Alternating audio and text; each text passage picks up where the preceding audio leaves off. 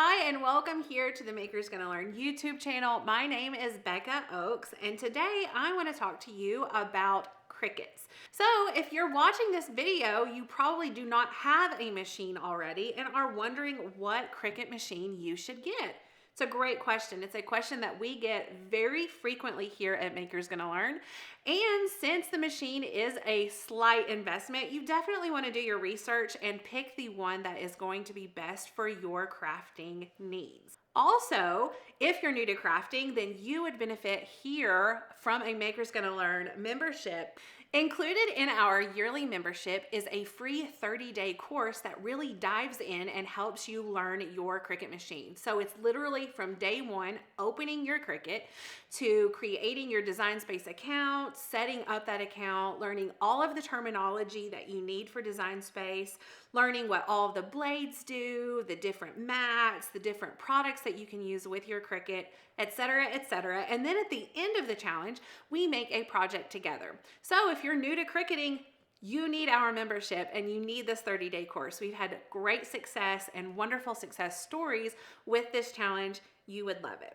Let's dive in now and talk about each of these machines and which one will be better for you. So there are obviously several different brands of die cut machines. We do have Brothers Scan & Cut, we have Silhouette, and we have Cricut. Today we're talking specifically about Cricut machines.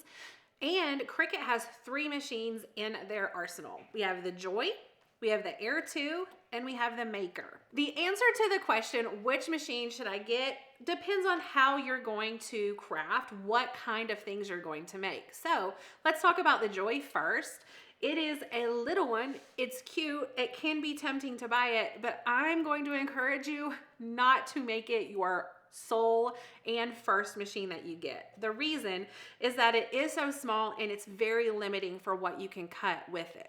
So if you're only wanting to make little labels or little tiny decals that only go up to 4.5 inches in width, then this is a decent machine for you. However, with price, this one is not that much more and you can do so much more with this machine. You can definitely make cards with the Cricut Joy. So if that's something that you want to do, if you're only into cards, then this is a decent machine for that. Or if you are a crafter and you go to craft fairs and you want to be able to personalize things on spot for your customers, this is a decent supplemental tool. I will say we always call it a supplemental machine because again, we don't think it should be your sole machine, because the amount of materials that you can cut on this are a whole lot smaller than the other machines. There's no other blade that you can interchange.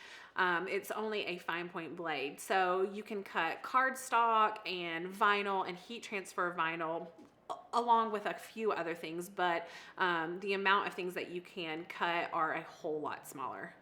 Next, we're going to talk about the Air 2. This honestly is our choice for our favorite machine because it is just a solid workhorse of a machine. It does pretty much everything. So if you are wanting to make t-shirts, if you're wanting to make signs, if you're wanting to cut thin felts or bonded fabrics, or I mean, the list is just endless and you can look that list up because I can't stand here all day and talk about everything that it does cut. But it does have a couple of other options. You can put in a bonded fabric blade. You can use a scoring stylus. You can draw with this. And like I said, it's a good workhorse of a machine. We have found in general that our Air 2 machines give us far fewer problems. They're less glitchy, they're more reliable. The print and cut is really spot on. We don't have to calibrate these machines as much as we do our Makers.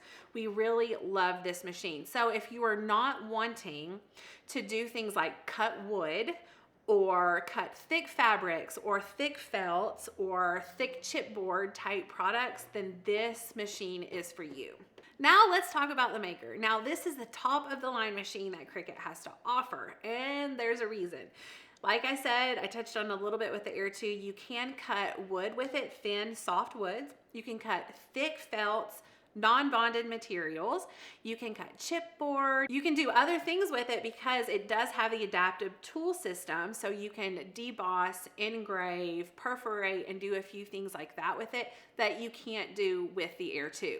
If you have FOMO in life, then you're probably going to want to go ahead and get the Maker. However, if you don't think that you'll find those specific things useful, we don't think the extra money that this machine will cost you is really worth purchasing it. We have had over 20 machines here at Maker's Gonna Learn, and unfortunately, the Maker is the most glitchy for us. We have basically had some form of an issue with every Maker that we've owned, whether that be the knife blade isn't detected every single time, or the fine point blade sort of pops out here and there, or print and cut calibration has to be done every single time we do a print and cut project. Mine at home, I have a Maker at home personally, and I haven't had those issues.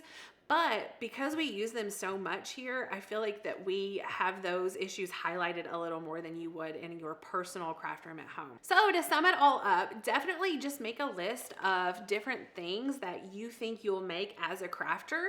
Kind of go over to Cricut's website and see what all materials you can cut with each machine, and then just kind of weigh those pros and cons. Hopefully this was a little bit helpful for you all, and it gave you a little bit of insight about what we think of the machines here at Maker's Gonna Learn, since we do use them all the time. So this video is definitely sort of a video on what we think that you should do, just a very broad, non-detailed video giving you an idea of a great machine. However, if you want a very detailed video on price comparison, weight comparison, the outsides, insides of the videos, click the link below so that you can get that wonderful video that we've put together for you. Thank you so much for watching this video today. If you are not a subscriber of Maker's Gonna Learn, go ahead and hit that subscribe button and then comment down below if you have any questions about any of the machines or what we do here at Maker's Gonna Learn. We would love to answer those questions for you. Thanks so much. We'll see you here another day for another video.